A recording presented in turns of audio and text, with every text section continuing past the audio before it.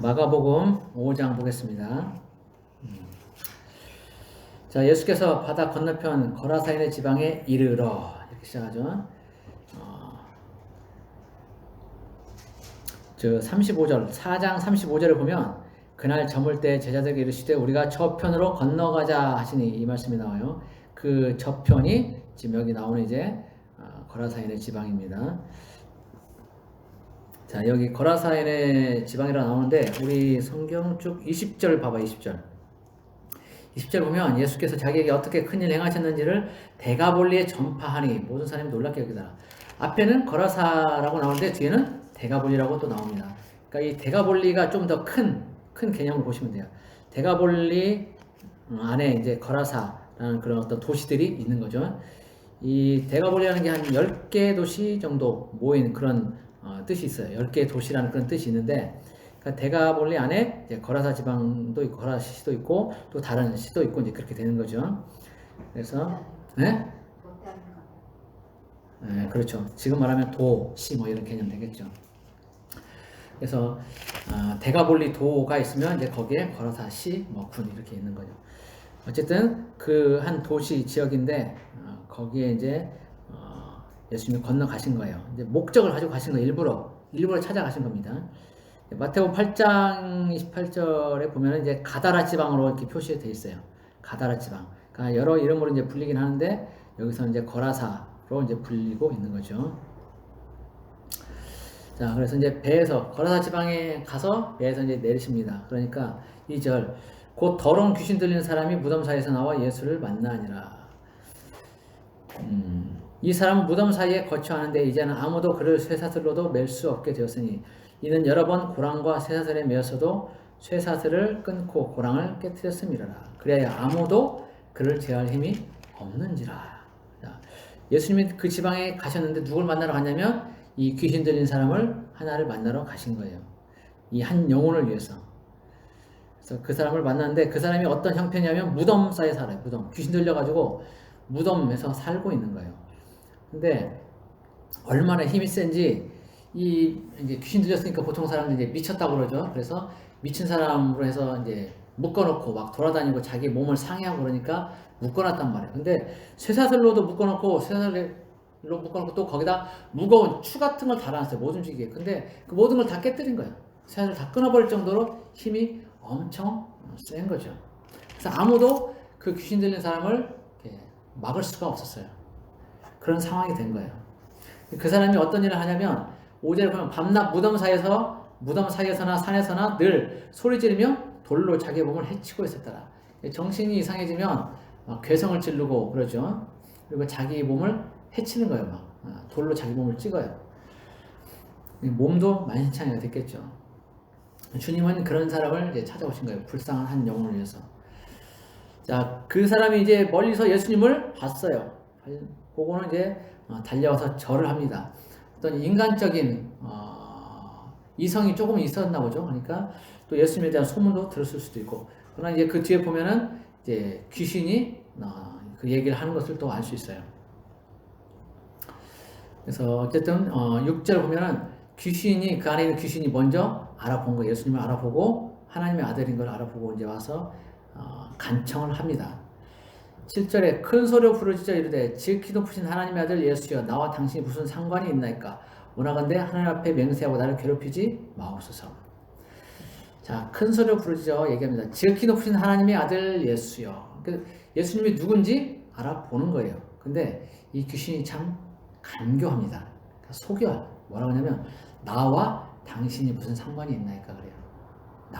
우리는 이미 이 결과를 알고 있잖아요. 뒤에 보면 이 귀신 정체가 뭐예요? 군대 귀신이잖아. 군대 귀신. 최소한 몇천 마리. 군대라는 것은 한 여단을 얘기하는데 보통 6천 또는 그 이상 8천? 뭐 이 정도. 몇천 마리의 귀신이 그 안에 들어가 있는 거야. 이 사람 안에. 근데 마치 자기 혼자 있는 것처럼 그렇게 얘기를 합니다. 그래서 나와 당신이 무슨 상관이 있나이까. 나를 괴롭히려고 왔습니까? 우리하고 당신하고는 아무 관계가 없잖아요. 이제 이렇게 얘기를 하는 거예요. 그러면서 이 귀신이 이제 자기가 쫓겨날 거를 압니다.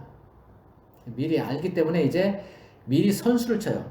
원하건대 하나님 앞에 맹세하고 나를 괴롭히지 마옵소서. 나를 쫓아내지 마세요라고 말하는 거예요. 괴롭힌다는 거는 그 사람에게서 나가라고 하는 게 이 귀신에게는 괴로움이거든요. 귀신들은 사람 몸 안에 있는 거를 참 편안하게 생각을 해요. 집이라고 생각해요. 집. 우리의 영혼, 우리 안에 영혼이 있잖아요. 우리 안에 육의 몸이 있고 혼의 몸이 있고 영의 몸이 있다고 그랬잖아요.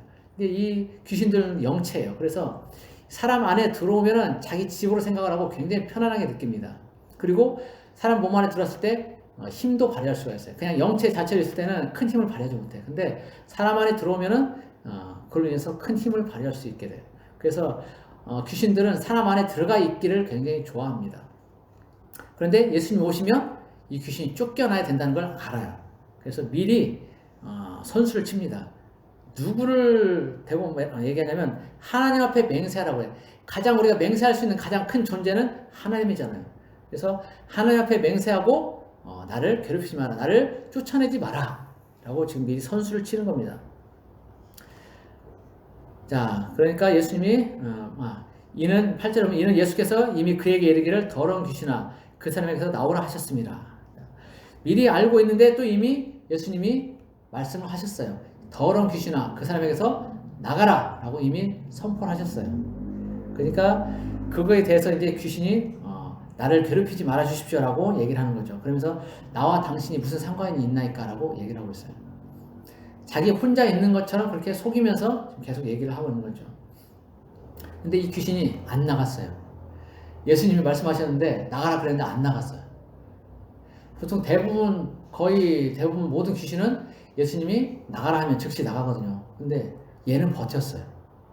버텨. 왜냐하면 자기가 혼자 있는 것처럼 그렇게 하지만 실제는 여럿이 있었기 때문에 그 귀신들이 이름이 다른 거예요. 이를테면 한 귀신이 있으면 김개똥이 나와라 그러면 되는데 얘는 김개똥이 아닌 거예요. 김개똥도 말소똥이도 있고 그런 거예요. 가지고 여럿이 있기 때문에 그들의 이름을 구체적으로 불러주지 않으면 얘네들은 나 부르는 거 아니네? 그러고 가만히 있는 거예요. 그래서 지금 그런 상황인 거예요. 예수님이 더러운 귀신아 라고 얘기했는데 안 나온 거예요. 왜냐하면 혼자가 아니거든. 여럿이 있기 때문에 나 아니네? 나 아니야? 우리 아니네? 그렇게 얘기하는 거죠. 생각하는 거예요. 그래서 안 나오는 거예요. 그러니까 예수님이 물어봅니다. 이에 물으시되 네 이름이 무엇이냐? 구체적으로 그 귀신이 정체가 뭔지를 이제 알고 쫓아내려는 거죠. 네 이름이 무엇이냐? 이르되 내 이름은 군대니 우리가 많음이니이다. 이제 여기서 정체를 드러내죠. 더 이상 숨길 수 없기 때문에 정체를 드러냅니다. 그래서 우리라는 단어를 쓰고 있어요. 앞에서는 나라고 얘기했는데 이제는 우리라고 이제 이실직고 하죠. 그래서 군대라고 엄청 많다라고 얘기를 하는 겁니다. 그러면서 자기를 그 지방에서 내보내지 마시기를 간구한다 그랬어요. 이 귀신들은 그 지역에 터줏대감 노릇하는 귀신들이 있어요. 그리고 그 가게에도 있고 그러니까 어디에나 이 귀신들이 머물러 있기를 좋아하기 때문에 그 지역을 떠나지 않기를 원하기 때문에 늘 그 지방에 그 가게 안에 그 사람 안에 이렇게 머물러 있습니다. 그리고 그 터줏대감 노릇을 하려고 그러고 그래서 이 귀신도 지금 그 지방에서 내보내지 마시기를 간구하는 겁니다. 귀신들의 특징이에요. 한 곳에 오래 머물러 있기를 원해요. 그래서 그들은 모든 내역을 알고 있어요. 과거에 있었던 모든 내역들을 다 알고 있어요. 그래서 우리 점치러 다니는 사람들 보면은 쪽집게 같이 알아맞힌다 그러잖아요. 다 알거든. 과거에 뭔 일이 있었는지. 그 가게에 그 귀신들이 있기 때문에 다 아는 거예요. 그래서 다 알아맞히는 거죠. 근데 우리는 신통하다고 생각을 하거든요. 영의 세계를 모르면 그렇게 생각할 수 있어요. 그러나 영의 세계를 알고 귀신도 영체고 그 집안 내역에서 그 지역에서 계속 오랫동안 살았기 때문에 과거의 모든 일들을 다 안다라는 그런 것을 우리가 알고 있을 때는 귀신이 아무것도 아니라는 걸 알게 되죠. 점쟁이가 말하는 과거에 알아맞히는 것들이 아무것도 아니라는 것을 알 수 있게 되는 거예요. 그런데 이 귀신들이 이제 이 사람에게는 군대 귀신이 들어가 있잖아요. 군대 귀신. 보통은 귀신이 한 마리, 두 마리 아니면 몇 마리 이렇게 되는데 여기는 수천 마리가 들어가 있는 거예요. 어떻게 사람 안에 이렇게 수천 마리 귀신이 들어갈 수 있냐라고 생각할 수 있거든요. 근데 귀신이 사람 안에 들어가는 그 기전이 어떻게 되냐면 처음에는 한 귀신만 들어가요. 한 귀신. 어떤 상황 가운데 이를테면 밤길에 막 두려움으로 캄캄한 그 길을 가는 거예요. 두려움 가운데. 그러면 이 사람이 두려움에 떨게 되거든요. 그럼 그럴 때 귀신이 그 틈을 타고 들어오는 거예요. 또는 어떤 갑자기 집안에 무슨 놀랄 어떤 사건들이 일어나서 그 사람이 굉장히 놀라게 된다. 이렇게 되면 그 놀란 틈을 타서 또 귀신이 들어오고, 또 막 슬픈 일이 있어서 있다 그러면 좌절감에 빠져 있다 그러면 또 그런 계기를 통해서 들어오기도 하고, 여러 상황들, 절망이나 이런 어려운 특별한 상황들, 이런 상황들을 통해서 이제 귀신 한 마리가 들어오게 됩니다. 그러니까 뭔가에 깊이 빠져 있게 되면 틈을 주는 거예요. 틈을 줘. 막 어떤 슬픈 일이 있다고 해서 계속 슬픔 가운데 머물러 있으면 그렇구나, 나를 부르는구나 하면서 그 슬픔과 관련된 귀신이 그 사람에게 오는 거예요. 그리고 그 사람으로 들어가게 돼요. 그래서 그 안에 집을 짓습니다. 그리고 그 귀신이 하나 들어갔으면 이제 그것이 통로가 되는 거예요. 문의 역할을 해요. 그래서 다른 귀신들이, 아무 상관도 없는 다른 귀신들이 계속 들어올 수 있게끔 길을 열어주는 거예요. 문을 열어주는 거예요. 그래서 수천 마리의 귀신이 사람 안에 들어올 수 있는 거예요. 우리 사람의 몸은 우주와 같아서 이 안에 아무리 많은 귀신들이 들어온다 하더라도 다 들어올 수가 있어요. 수만 마리라도 다 들어올 수가 있어요. 그래서 그렇게 많은 귀신들이 들어와서 이제 사람 안에 거하게 되는데, 그렇게 되면 그 사람은 이제 굉장히 힘들어지는 거예요. 귀신이 하는 일은 사람을 죽이거나 병들게 하거나 그렇게 하는 일들이 대부분이에요. 그리고 하나님에게서 멀어지게 하는 일들, 그런 것이 귀신의 역할이에요. 그러니까 귀신 들린 사람은 그대로 살았다가는 천국에 갈 수가 없게 되는 거죠. 이제 귀신들이 노리는 것이고. 그래서 우리는 귀신들이 우리 안에 들어올 수 있는 상황을 안 만들어줘야 돼. 막 분노하고 혈기에 차 있잖아. 그러면 귀신이 나를 불어내 그러면서 혈기 귀신이 또 들어오는 거예요. 틈을 타고. 내가 어떤 일로 해서 굉장히 근심하고 슬퍼하면 그 틈을 타고 들어오는 거예요. 내가 뭔가 슬퍼하고 좌절했으면 그걸로 들어오고. 그렇기 때문에 그 틈을 안 줘야 돼. 그래서 나에게 어떤 그런 일들이 생길 때는 예수 이름으로 그 모든 것들을 떠나가라고 얘기해야 돼. 이를테면 내가 무엇 때문에 놀랐어요. 아주 경기를 일으켜. 그러면 이 놀라게 하는 더러운 귀신은 예수 이름으로 떠나가라고 얘기를 해야 돼. 그리고 내가 어떤 슬픔 가운데 머물러 있으면 나를 슬프게 하는 더러운 귀신들은 예수 이름으로 떠나가라고 얘기를 해야 돼요. 그러면서 하나님의 것들을 받아들이는 기도도 같이 해야 돼요. 하나님의 평강, 기쁨, 희락이 내 안에 들어올지다라고 선포해야 돼요. 그렇게 해야 돼요.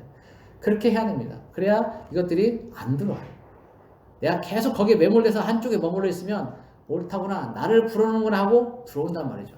그게 귀신들의 하는 일들이에요. 그렇게 귀신이 들어오는 기전이 그렇게 되는 거고. 그래서 귀신을 쫓아내고, 그 다음에 그런 감정들도 예수 이름으로 선포해서 쫓아내고, 하나님의 것들을 내 안에 받아들이고, 그렇게 해야 돼요. 그리고 마지막에 크게 한번 소리내서 웃어주세요. 한번 웃어가지고 그 감정들이 안 떠나가면 다시 한번 크게 또 웃어요. 소리내서. 그러면 그 감정들이 다 떠나갑니다. 어떤 목사님이 한 얘기인데 그거를 이제 실제 제가 적용을 해봤어요. 그랬더니 다 대단한 얘기죠. 정말 저도 기분 나쁘고 슬픈 일들이 있어요. 그러면 그런 일들에 대해서 그런 감정이 떠나가라고, 그런 귀신들을 떠나가라고 얘기를 합니다. 그리고 하나님의 것들을 받아들입니다. 근데 그것으로 마무리가 되지 않을 때가 많아요. 그래서 반드시 웃어줘야 돼. 웃어주면 그것들을 내가 그 귀신들에 대해서, 그 감정들에 대해서 내가 우습게 여긴다는 그런 것이 되기 때문에 실제로 떠나갑니다. 실제로 떠나가요. 그래서 지금까지 죽을 것 같았던 그 감정들이 이제 바뀌어요. 평안하게 바뀝니다. 그래서 반드시 한 번 웃어서 안 되면 두 번, 세 번 계속적으로 웃으면 그것들이 다 정리가 됩니다. 어쨌든 귀신은 우리에게, 사람들에게 그렇게 들어온다는 거죠. 어떤 틈을 통해서. 그리고 그 한 귀신이 문의 역할을 해서 또 더 많은 귀신들이 들어올 수 있게 된다는 겁니다. 그리고 우리 들어온 귀신들은 그 지역이나 그 가게에서 떠나는 걸 원치 않고 늘 머물러 있기를 원한다는 거예요. 그래서 여기 10절에서 그 지방에서 내보내지 마시기를 간구한다. 자, 11절. 마침 거기 돼지의 큰 떼가 산곁에서 먹고 있는지라 이에 간구하여 이르되 우리를 돼지에게로 보내 들어가게 하소서 하니. 어쩔 수 없이 쫓겨나가야 된다는 걸 알고 있어요.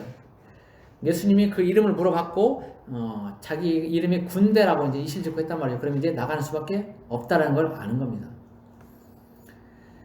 그래서 돼지에게로, 어차피 나가야 되면 돼지에게로 들어가게 해달라고 간구를 하는데 13절은 허락하십니다. 허락하신데 더러운 귀신들이 나와서 돼지에게로 들어가면 거의 2,000마리 되는 떼가 바다를 향하여 비탈로 내리다라 바다에서 몰사하거늘.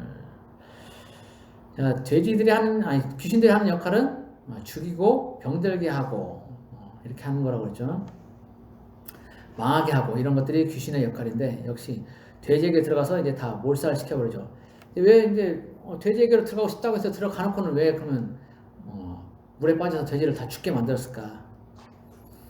귀신은 이 사건을 통해서 돼지들의 죽음을 통해서 어떤 그 지역 사람들에게 반감을 일으키는 예수님에 대해서 반감을 일으키는 그런 마음이 있었던 것 같아요. 사람들이 예수님에 대해서 반감을 갖도록 그렇게 일부러 한 것 같아요. 근데 예수님은 어쨌든 이런 재산적인 피해가 남에도 불구하고 그 사람에게서 귀신이 나와서 이 돼지에게로 들어가는 걸 허락했단 말이죠. 왜냐하면 한 영혼이 소중하기 때문에 돼지 수천 마리보다는 한 영혼이 훨씬 더 소중하기 때문에 그 영혼을 자유케 하기 위해서 이 돼지들이 몰사하는 것을 하나님이 허락하셨다는 거죠. 그래서 결국은 한 영혼을 구하게 되는 겁니다. 그걸 보고 이제 14절 치던 자들이 도망하여 읍내와 여러 마을에 말하니 사람들이 어떻게 되는지를 보러 와서 예수께 이르러 그 귀신 들렸던 자 곧 군대 귀신 집혔던 자가 옷을 입고 정신이 온전히 앉은 것을 보고 두려워하더라. 이에 귀신 들렸던 자가 당한 것과 돼지의 일을 본 자들이 그들에게 알림해 그들이 예수께 그 지방에서 떠나시기를 간구하더라.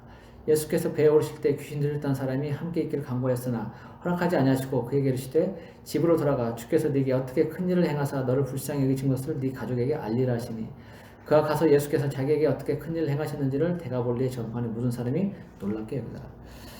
이 더러운 귀신은 돼지에게로 들어가기를 원하는데 더러운 귀신과 더러운 돼지 딱 맞죠. 그러니까 귀신들은 환경이 지저분한 곳을 좋아해요.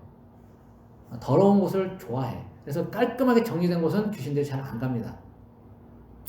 돼지는 보통 부정한 짐승, 더러운 짐승으로 이렇게 많이 얘기를 하죠. 돼지는 귀신이 그래서 돼지에게로 들어가는 것이 맞는 거예요. 좋아하는 거지.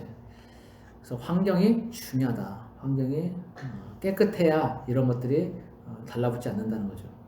어쨌든 이제 이 돼지들이 죽어버리니까 그 돼지 치던 사람들이 이제 마을에 가서 알리고 그래서 사람들이 다 이제 오게 되죠. 그러면서 귀신 들렸던 사람이 멀쩡해진 것을 보면서 이제 의아해합니다. 놀랍게 여겨요. 그런데 이제 뭐가 문제냐면 돼지가 죽었잖아요. 2,000마리나. 그러니까 유대인들은 돼지를 부정하게 여기기 때문에 유대인들은 돼지를 치지 않아요. 그러니까 여기는 이 돼지를 친 사람 거라사 지방은 사실은 이방인 지역이죠. 유대인들이 거주하지 않는 이방인 지역으로 보면 돼요. 그리고 설령 유대인이 있다 하더라도 이 돼지를 치는 사람이 유대인이라면 이 사람은 유대교에 입교하지 않은 그런 사람으로 보는 거죠. 이제 거의 이방인화 된 사람. 그래서 그렇게 이제 돼지를 치는데 그 돼지들이 다 죽었기 때문에 금전적인 재산적인 손해가 있게 되죠. 그걸 보고는 사람들이 혹시 또 나에게도 이런 일이? 라는 생각을 하면서 자기 재산을 이제 보존할 생각들을 하게 됩니다. 마을 사람들이. 그러니까 예수님 여기 계시면 계속 계시면 내 돼지도 죽을 줄 몰라. 내 금전적인 내 재산에 손해가 있을지도 몰라. 이런 생각을 하게 되는 거예요. 그러면서 예수님에게 이제 그만 떠나 주십시오. 이걸로 됐습니다. 그만 떠나 주세요라고 얘기를 하는 거예요.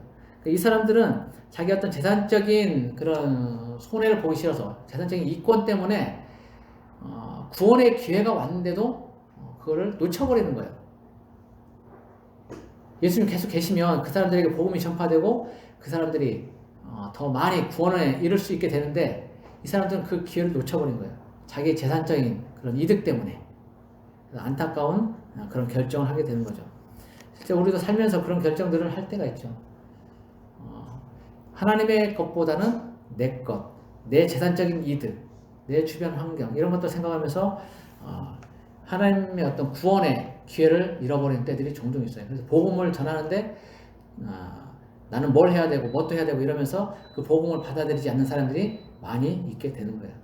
그러면서 구원의 기회를 잃게 되죠. 이 사람들도 역시 동일한 그런 사람들이었죠.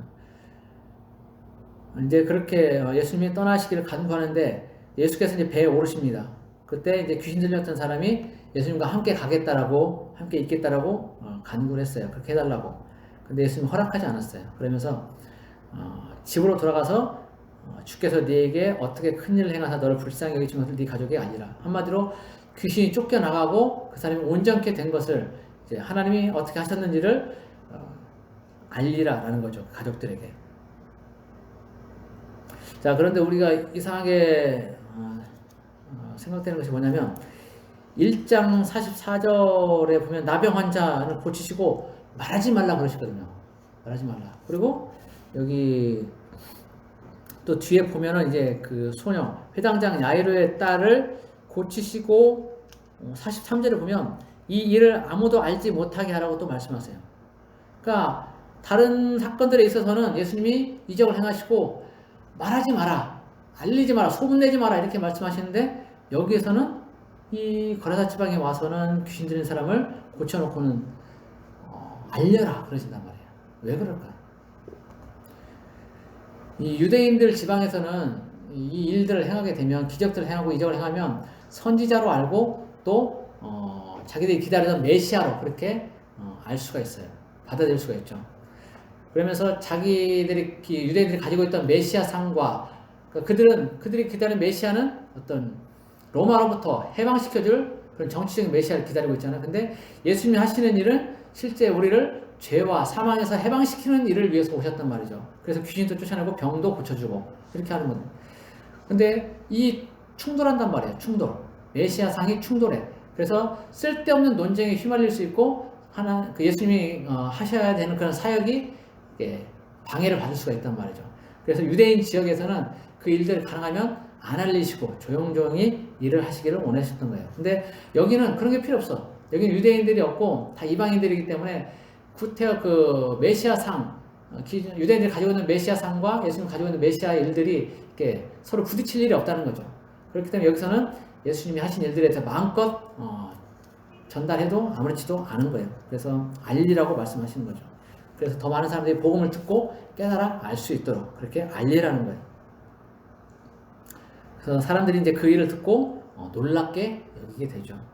그러면서 아마 예수님을 믿은 사람들도 또 덜어 있을 것으로 봅니다.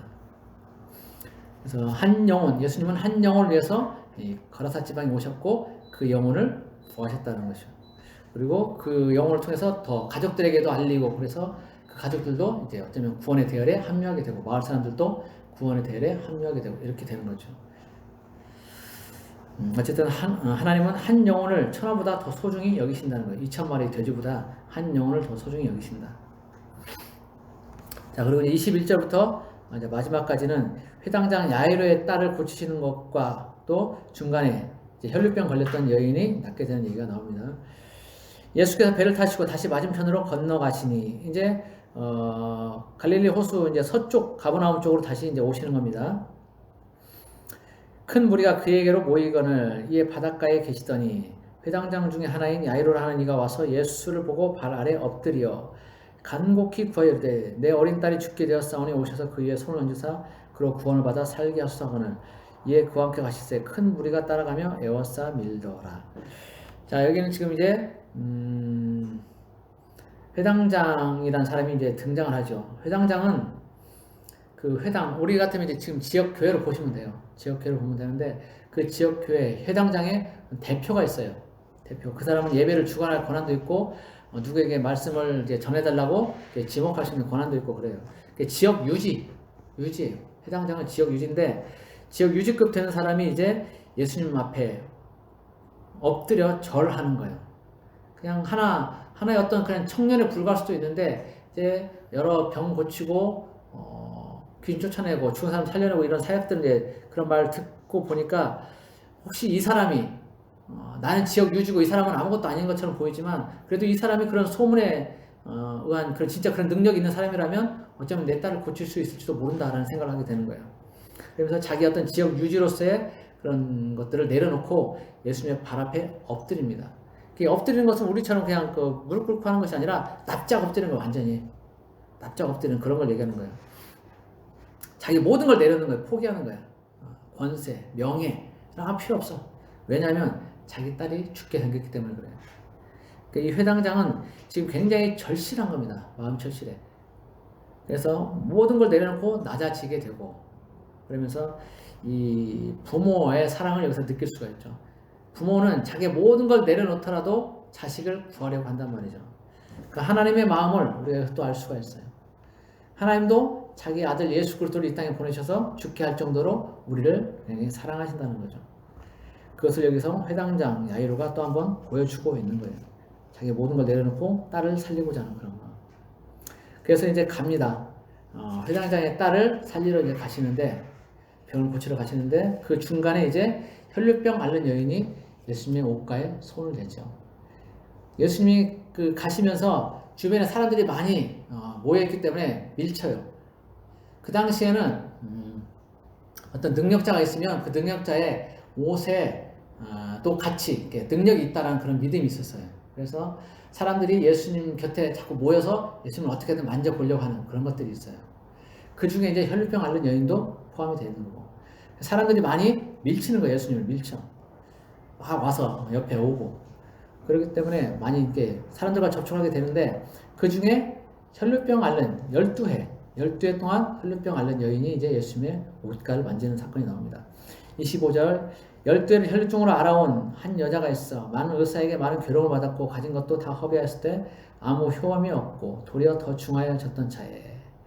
그러니까 이 사람은, 이 여자는 재산이 어느 정도 있었는데 의사들에게 가서 이제 진료를 받고 처방을 받으면서 이 의사들이 돈만 받아먹고 어떤 미신적인 그런 처방들, 방법들을 하면서 결국 몸은 더 망가지고 재산은 다 날리고 이렇게 되는 거예요. 그래서 아무 효험도 없게 되고 더 병이 더 깊어졌습니다. 그런데 그때 예수의 소문을 듣고, 27절, 예수의 소문을 듣고 무리 가운데 끼어 뒤로 와서 그의 옷에 손을 대니. 이 혈루병이나 아니면 나병 이런 것들은 부정하게 여겨지기 때문에 사람들에게 이렇게 접근할 수가 없어요, 원칙적으로. 그래서 몰래 이제 병이 없는 사람인 것처럼, 부정하지 않은 사람인 것처럼 몰래 와서 예수님의 옷가를 만지게 되는 겁니다. 근데 이 여인이, 부정한 사람이 누군가를 만지게 되면 그 사람도 부정하게 돼요. 이 여인이 와서 예수님 만질 때 그런 아마 염려도 있었을 거예요. 이 사람이 나 때문에 부정해질 수도 있다. 그러나 나는 이 사람을 만지면 나을 수 있다. 라는 그런 믿음이 있었어요. 그 모든 것들을 감수하고 지금 예수님을 만지는 겁니다. 근데 예수님을 만지자마자 29절, 이에 그의 혈루 근원이 곧 마름에 병이 나온 줄을 몸에 깨달으니라.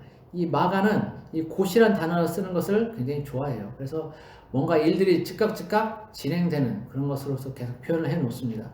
예수님이 예수님의 옷자락을 만지니까 여인의 혈루병이 곧 그 자리에서 이제 나았다라는 것을 표현하고 있어요.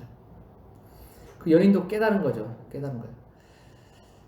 그래서 예수님이 이제 30절, 그 능력이 자기에게서 나간 줄을 곧 스스로 아시고 무리 가운데서 돌이켜 말씀하실 때 누가 내 옷에 손을 대었느냐 하시니. 능력이 자기에게 나간 걸 아시는 거죠.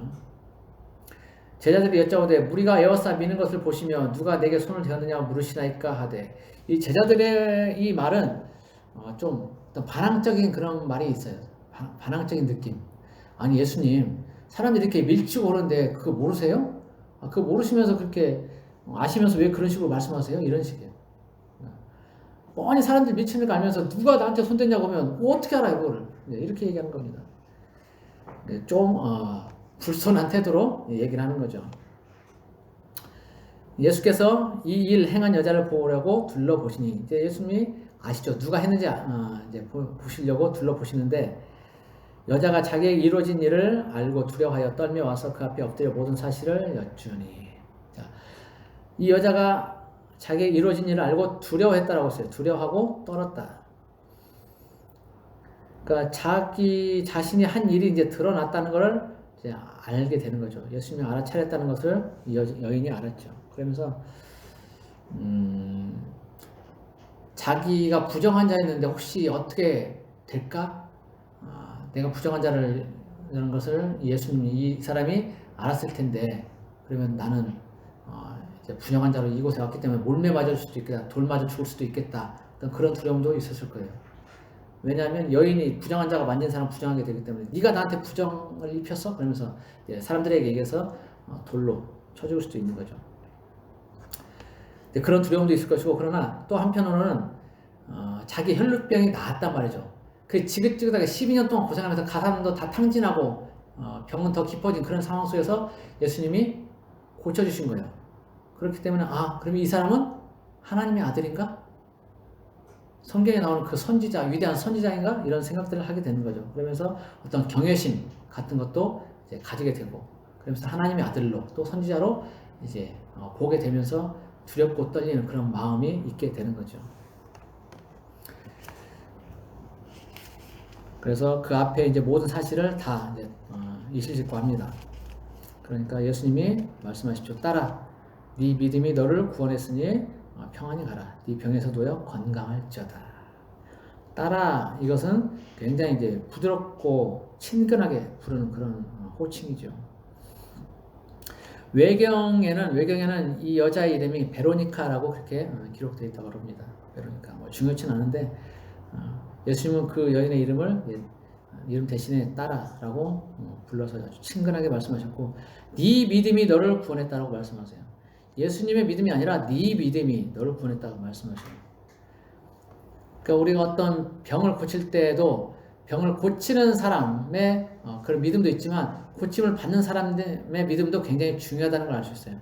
설령 고쳐주려는 사람이 믿음이 그렇게 크지 않더라도 고침을 받는 사람의 믿음이 훨씬 크다면 그 병은 충분히 나을 수 있다는 거죠. 그러면서 평안히 가라. 네 병에서 놓여 건강할지어다 라고 말씀하세요. 이 여인은 영적으로도 분명히 구원을 받았을 겁니다. 그렇게 이제 12해 동안 혈루병을 앓던 여인이 이제 구원을 받고 건강하게 되는 그런 얘기가 중간에 이제 삽입이 됩니다. 그리고 이제 계속 이제 가시죠. 회당장 야이로의 딸을 이제 고쳐주러 가시는데 35절, 아직 예수께서 말씀하실 때 회당장의 집에서 사람들이 와서 회당장에게 이르되 당신의 딸이 죽었나이다. 어찌하여 선생을 더 괴롭게 하나이까. 자, 우리 23절에 보면 내 어린 딸이 죽게 되었사오니 이 말이 나오는데 여기서는 이제 35절에서는 이미 죽었다라고 그렇게 얘기를 하고 있죠. 회당장이 지금 예수님을 찾아올 때는 딸이 거의 이제 죽음 직전에 있는 상황인 거예요. 그래서 어쩌면 이제 예수님이 오시는 동안에도 내가 또 이 회당장이 예수님에게 가는 동안에도 딸은 죽을 수 있다는 그런 생각을 하고 있었어요. 그런데 이제 예수님이 가시는 동안에 실제로 딸이 죽었다는 그런 통보를 받게 되는 거죠. 그래서 어찌하여 선생을 더 괴롭게 하나이까. 주님이 이제 그 말씀을 들으시고 말씀하시죠. 두려워하지 마라. 두려워하지 말고 믿기만 하라 하시고 베드로와 야고보의 형제 요한 외에 아무도 따라오면 허락하지 아니하시고 회당장의 집에 함께 가서 떠드는 것과 사람들이 울며 심히 통곡함을 보시고. 자, 여기에 지금 왜 예수님은 베드로와 야고보와 그리고 요한만 데리고 가셨을까? 이 예수님이 사역을 하실 때 자기 고향에서는 안 믿었어요. 사람들이 안 믿어가지고 많은 이적을 행하실 수 없었다라고 그렇게 얘기하고 있어요. 부정적으로 바라보는 요소들이 있으면 그 병고침이나 어떤 이적들을 할 수가 없는 거예요. 여기서도 지금 많은 사람들이 따라가게 되면 이미 사람들은 그 딸이 죽었다는 걸 알기 때문에 못 고쳐 이런 식으로 얘기할 상황들이 많이 생기게 되는 거예요. 사람들이 많이 모이면. 그러니까 그런 부정적인 것들을 차단하기 위해서 다른 사람들은 데려가지 않고 신실한 제자들 3명만 이렇게 데리고 갑니다. 이들은 예수님에 대한 그 믿음이 있는 그런 제자들이기 때문에 이들만 데리고 최소한의 사람들만 데리고 갑니다. 부정적인 그런 요소를 차단하기 위해서. 우리 가나안 정탐꾼 12명 가잖아요.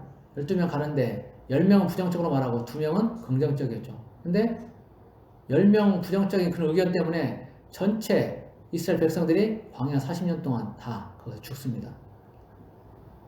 그래서 부정적인 의견들이 있게 되면 하나님의 일들을 하는데 방해가 되기 때문에 또 역사가 안 일어나게 돼요. 그러니까 예수님은 그걸 미리 차단하기 위해서 이렇게 하시는 거예요. 실제로 예수님이 어떤 병자나 이런 고칠 때 따로 한쪽으로 데리고 가서 고치는 사건들도 있어요. 종종 보면은. 그런 것들이 그 부정적인 요소를 차단하기 위해서 그런 거라고 보면 돼요. 그래서 이제 회당장이 집에 갔는데 떠드는 것과 사람들이 울며 심히 통곡함을 보시고 이 당시 이 나라에서는 중동 지역에서는 덥기 때문에 시체가 빨리 썩어요. 그래서 누군가 죽게 되면 즉시로 이제 곡하는 사람들 또 피리 부는 사람들 이렇게 데려다가 그 일들을 시킵니다. 지금 예수님 오시는 동안에 이미 곡하는 사람들이 와 있는 거예요. 마태복음에서는 피리 부는 사람들도 있다라고 얘기를 하고 있거든요.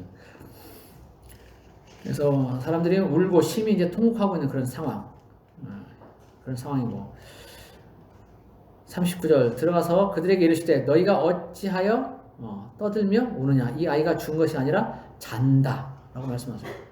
그러니까 사람들이 비웃죠. 그러면서 40절 그들이 비웃더라. 예수께서 그들을 다 내보내신 후에 아이의 부모와 또 자기와 함께한 자들을 데리시고 아이 있는 곳에 들어가서 이 예수님은 이 아이가 죽은 것이 아니라 잔다라고 말씀하세요. 잔다.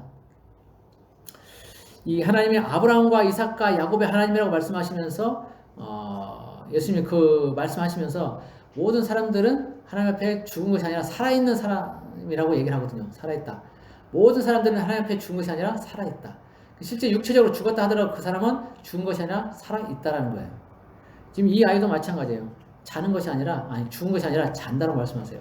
그리고 또 하나님 앞에서 있는 사람들, 예수 그리스도를 마음에 영접한 사람들은 모든 사람들은 실제 다 하나님 앞에 살아있는 사람들이에요. 그러나 예수 그리스도를 알지 못한 사람이 있다면 그 사람은 죽은 사람이라고 볼 수가 있죠. 그래서 여기서 잔다라고 말씀하시는 것은 모든 사람이 하나님 앞에 살아있다는 것을 말씀하시는 것이고 또 예수 그리스도를 믿으면 그 믿는 사람에게 있어서는 그 죽음이 아니라 일시적인 잠에 불과하다라는 것을 말씀하고 계셔요. 자, 어쨌든 예수님이 잔다라고 말씀하시니까 사람들은 이미 죽은 걸 아는데 잔다라고 말씀하시니까 비웃으면서 믿지 않습니다. 그래서 그 사람들의 어떤 그 비웃음 믿지 않음을 이제 차단하면서 부모와 또 아까 그 제자 3명만 데리고 이제 들어가십니다.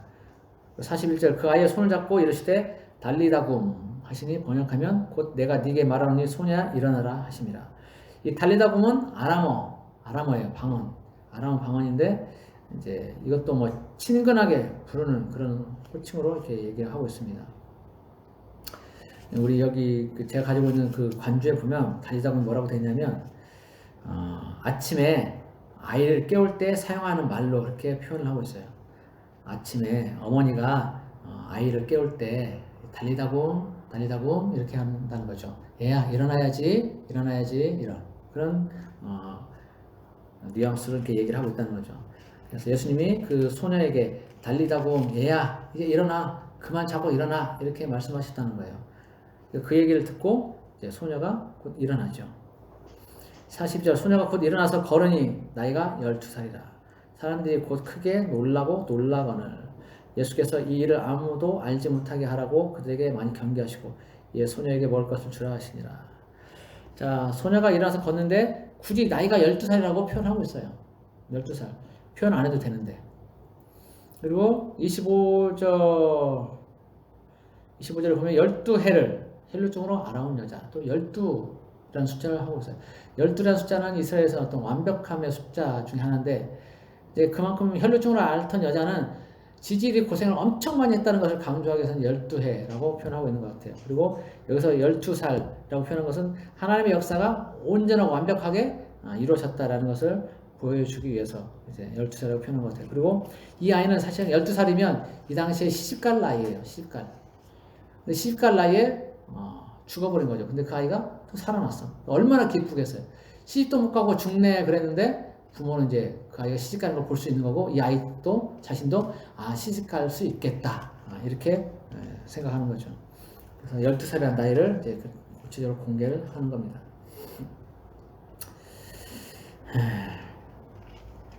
그래서 이제 이 마지막 사건에서도 아무에게도 알리지 말라고 그렇게 말씀하시죠. 예수님 하시는 일들에 이제 방해가 될 수 있기 때문에. 자, 그렇게 해서 이제 숨가쁘게 마가복음 5장을 마무리를 했습니다.